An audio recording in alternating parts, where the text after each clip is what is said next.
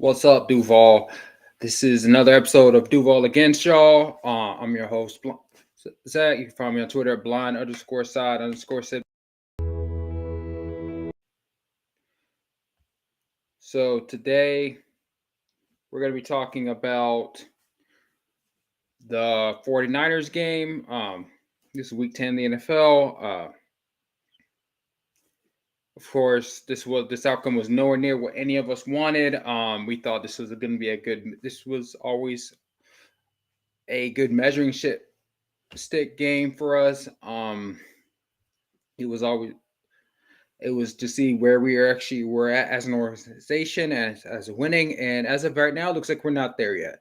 Um, we knew this offensive line was always going to be an issue. That the saving grace was always going to be Trevor's escapability. But that pass rush was getting to us. Really hurt was seeing Nick Young flat, or no, sorry, not Nick Young, Chase Young. The way they're playing, I was going to combine him, Nick Bosa, and Chase Young together. Because we had opportunity to go get trade for Chase Young, but whether that is because I've seen various reports that we couldn't trade our third because it's locked in with the Falcons due to the Calvin Ridley situation. I've also seen stuff that we could have traded it still. Could trade next one or one of our other ones. But it really sucks to see because that was a guy we really needed. Trayvon Walker had a good game. Still, so it's not too bad, but still, I feel like it could have been a lot better with our pass rush, but still probably wouldn't have helped us. We don't show up great at home. This is the issue we really need to work on. I don't, as someone who no longer lives in the Jacksonville area, I can't say it's all the fans you show up better. Due to fact, obviously, I can't show up there. But the crowd did look a lot more 49er based than Jacksonville based. It wasn't that hot out, so we didn't have the heat excuse at early game. We just got to support the team. But again, I can't go deep in that as someone who no longer lives in the Jacksonville area. I can't tell people to show up if I'm not showing up. But it just was all around beatdown. Walker looked okay, but I mean our secondary, which has been okay all year, looked bad. We shot down CMC most of the game, so that's good. We ended his streak, so that's great, I guess. Tyson Gamble still has that issue with the ball in the air, mistiming it. I feel like you can't be an elite corner if your ball skills are that bad. I feel like he could be better, but that's just an issue he's had since he's got here. He's great in coverage, it's just a matter of finding the ball. What else can I say about that defense? We held our own for a minute. Like the first two drives, they were bad, and then they stepped up. By that point, the offense was just done. And so eventually the defense caved. I think kind of our last straw was that 66-yard touchdown with Kittle. But which I mean, yes, George Kittle has been an elite tight end, but he has not been that good of a tight end in general. But I feel like as the last 2 years, he's has flashes, but he hasn't been as elite consistent as he used to be. But that's just something we're having to deal with. I mean, in the Jacksonville history, it's always tight ends are always what kills us. Which I thought that was cleaned up, but it looks like we still have some stuff going around for it. Again, like I'm sorry, I'm not totally mad at though with our defense. Again, we had some breakdowns but again, if the offense had anything consistent, I feel like our defense is good enough. We didn't get our turnovers, which is not great. So it almost looks like our defense is not as great as they are unless we get turnovers. Which I don't know which would be the best way to fix that. Because I feel like Foye Oluokun and Devin Lloyd are fine, are decent duo. I don't think we can upgrade either of them. Secondary, Darius is playing at all-pro level. Tyson's having an off year, but I mean, I don't think it's bad enough that he's going to get replaced. excuse me. Cisco's still probably our most consistent safety. But he still misses tackle. Rashad still misses tackles. Rashad's not great in coverage, so maybe that's the weak link. But even then, I don't feel like it's going to be a big enough improvement. I mean, if we do let him go, Antonio Johnson's probably just going to step up into that spot, and Dewey's still going to be the third guy. But I mean, that's basically it with the defense. I feel it's kind of locked in. The D line, I guess we can do depth. Finley keep. I will say one thing on this D line before I go into like the offense and my issues with that is Josh Allen. We got to keep. We have to keep Josh Allen. And also we got to stop him in coverage. He and Walker are most consistent pass rushes, and if they're in coverage, we have no pass rush. Foye Lucon's probably gonna be gone after this year. I feel like Devon Hamilton's just gonna basically does the same thing he does, but better. Roy Robertson Harris, I like him, but I feel like we can improve. He has moments, yeah, but then he's also one of the more. He's not like a pass rusher. He's probably our best interior D lineman pass rusher, but I wouldn't say he's like a Calais dominant guy. He's a decent, but I feel like he can be upgraded. Again, Mike Caldwell, I feel like he's doing a good job, but my biggest thing with him is we got to stop with the two elite pass rushers we have in coverage. Let me phrase that. The two only consistent pass rushers we have need to never be in coverage. I get it for like disguising. You don't want to see him every day, maybe once, but it's bad. Especially because like Smoothie's not the same. Obviously, coming off that torn Achilles, so he's not dominating as good as he should be. But he can't be the guy. Chaseon's not the guy. We've known this. They like him on team, so he's on special teams, so he's going to get playing time. I personally feel like Yasir Abdullah needs a shot, but I don't think we'll go that route yet. I think it's just going to have to be Chaseon's just going to be the third or fourth of our pass rushers, depending if you count Smoothie, depending on what Smoothie does. But it's not good enough. Feel like there was some stuff that could be done to clean up. We got it. If we can't get sacks or turnovers, what type of defense are we? Walker was eating in the backfield, so I'll give Trayvon Walker the thumbs up for what he's doing. He's showing up. He's still not on Hutchinson's level, but he's greatly improved than what it was last year. And so is Josh Allen's trying to be a man on a mission. So hopefully with those two guys, Josh Allen can break his sacks record as that he has from a rookie, which would be 10.5. Hopefully we can get this next week, but which puts him at second or third on all-time sack list, which is great, but at the same end, though, it shows that our sack leaders aren't greatest. I mean, Tony Bracken says 55, and I think that's the highest.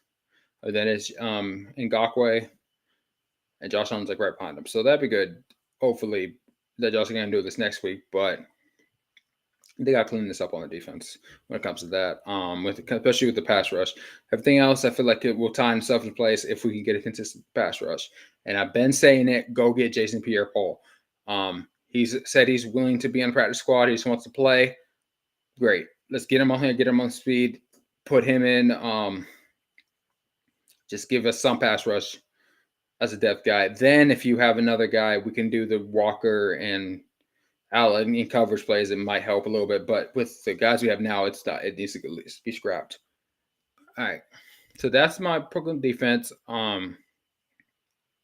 This is where it hurts. Now we gotta go touch the offense. First thing, this Press Taylor offense thing isn't working. I've said it before. Not a huge fan. Feel like, and it's Doug's like. Boy, so Doug's might die on this hill with him, which is personally I feel like it's a little crazy. I don't know what Press Taylor has with Doug.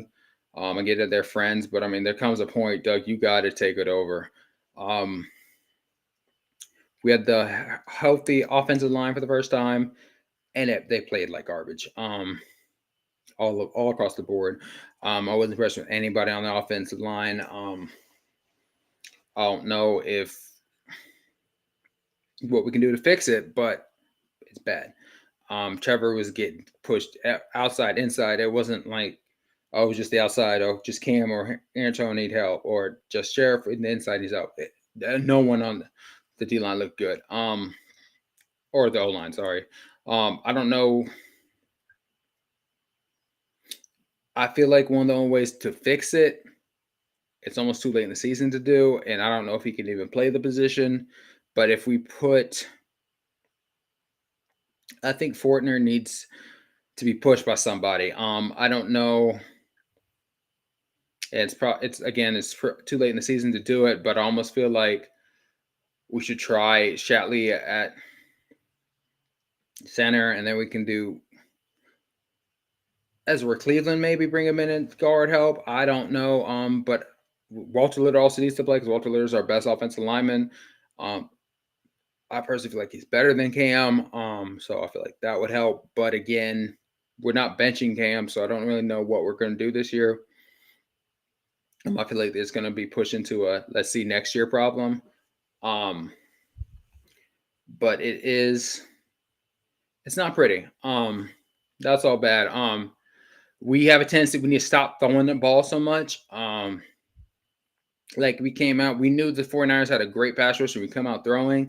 It's great to have confidence in your guys, but there comes a point to realize that that's a bad idea. And then we got behind so good, so we had to throw, and then the pass rush got worse. I feel like we need the offense needs to run through ETN for a while. He showed he can handle it. Because then but it's still we need to do better. Like I said, I'm almost at a loss for words how bad this loss was. Another thing, we've shown that we can drive down the field on people, but we cannot. We gotta stop these turnovers. Some of them are forced. Like there wasn't a play like the previous game where Trevor throws in triple coverage or anything. That was the last, because his first interception, which I'll get to in just a second, wasn't his fault, and then the second one was more of a throwing up a prayer situation. Another thing, and this is going to be a take. This might piss off a lot of y'all in Duval. Calvin Ridley is not a one. Calvin Ridley is not a number one. He's not our number one receiver. I don't think he's a number one receiver. Kirk is our number one. Personally, just going off of body language, which again, I feel like Calvin Ridley has a little diva receiver in him. Christian Kirk doesn't. Zay Jones doesn't. I just see a lot of just like the pout. The almost looks like the pout if he doesn't get the ball. Which again, this could be just my observations at bad times. Just like frustrated with himself, feel like he's better than that. But still, with the way he's playing now, I'm not making him a priority with resigning. I'm not saying to not try to resign him, but I am saying the money that if it comes between him or Josh Allen, I'm signing Josh Allen 100% of the time right now. That even if really explodes the rest of the way, I'm going to re-sign Josh Allen and look at maybe tagging Ridley. Unless Calvin Ridley's allowed to, or is willing to take like a 2-year deal with a team option or something for cap purposes or something short. I'm not giving him a bunch of money. He's not looking like it is. Which I get it. He hasn't played in so long, so he's gonna be off. But some of this is, and then the force feeding that we tried to do with him, I don't feel like it works. I don't feel like he's enough of a big threat for that. I'd rather force feed Kirk or Ingram. Ingram had a quiet game, which against Fred Warner with the 49ers is expected. That one's I'm not too mad about. Kirk had a decent game, but he also fumbled in the red zone. We got to clean that up. I don't know what that issue is. This red zone, when we get down there, we're fumbling. I don't know if it's tight quarters. I have observed though when we get down there, they put 4 guys on Ingram, usually. So maybe that, and then with Zay Jones being out, we don't really have a good red zone target, which is really difficult for me to say that Zay Jones is our big guy, that we need Zay Jones for the offense to work right. It even looks better. Calvin Ridley looks better usually when Zay Jones is around. Which if that's the case, that's wide receiver 2 per se. Which unfortunately, because we have the picks tied up with Ridley. If we resign him, we have to give Atlanta a second. Which if Ridley steps up, or like after this game, say if it's a wake up call, which I really hope this game is just a wake up call for their team, and we go back on another run, and maybe I'll be happy. But as of now, not a fan. Really, Kirk, you got step up. You got to hold on to the ball, buddy, for that. Especially down there in the red zone, you could just go down. There's too many guys around you. You're not gonna cover it. We got lucky that touchdown didn't count. Because again, we're just standing around, which is ridiculous. Especially after the Colts game in week 1, when we had the same issue, guys were just standing around. Get the guy down. The only one who really made a hustle play was Trevor. Which again, I don't know what that is. I don't know how to clean that up. I don't know if they're just like not prepared, but that guy's to cleaned up. Turnovers need to get cleaned up. And now the other guy with the turnovers, I got to mention Tank Bigsby, man. He got to be on the bench for a while. He doesn't provide the power back stuff we thought he was going to. Another pass bouncing off his hands that was intercepted. So it makes Trevor's stat line look really bad. I feel like there needs to be a different category for stuff plays like that, personally, because that was a good pass. I know a lot of people are saying that Trevor should have just eaten that. I don't agree with that. He's trying to make a play, do it right. He basically hit his hands, bounced up, and then intercepted. Again, just it's unacceptable. He's had multiple ones. Basically, he's had the fumbles. He needs to just be on the bench and just have Darren Johnson take off as the second back. Who looks good to me. He runs hard. He's making most of his opportunities, so I feel like he deserves a shot. There's not a lot of backup running backs plays because it's just how ETN's handling everything, but I feel like he's the one that most deserves it. But I feel like that's basically what we've gone through. It's not pretty. Our offense is not good. Even the trick play, Kirk. Etienne was wide open, but which Kirk overthrew him slightly, which was good. But even then, we're only down 10 here. We have to bring up the trick play. I just don't know how I feel about that. I don't think Press Taylor needs to. I'm not saying we need to fire Press Taylor, because I don't think Doug Pearson will ever fire him. But we can take his duties away, have Doug Pearson need to start calling plays again. That's why I feel like it was our best option right at this point. We're still in 3rd place in the conference, which is good, but we can't be playing like this especially this is our stretch run. All right, cool. We had one bad, we got hit in the mouth, but we got to step up. I don't know if I want a whole game in Jacksonville right now, but in the playoffs, but we're probably going to get one as long as we win the division, which we should still be. But Houston is coming, so we need to be sure to win the games we should.